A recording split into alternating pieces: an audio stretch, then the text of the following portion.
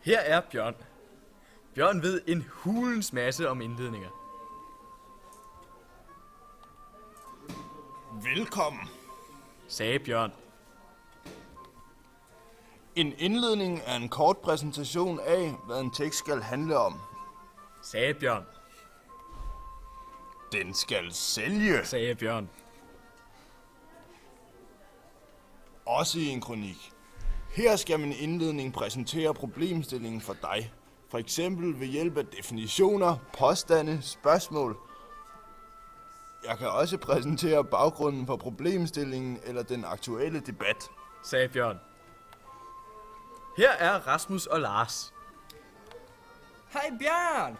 Hvad så med en indledning til en litterær artikel? Sagde Rasmus. Nu skal I høre efter. Sagde Bjørn. Man kan lave en traktindledning. Den går fra generelt til specifikt. Indledningen skal præsentere nogle centrale konklusioner og være præcis og forholdsvis kort. Sagde Bjørn. Og den skal sælge. Siger Bjørn. Ja. Bum! Bum! Bum! Bum bum. Ses, Jørgen.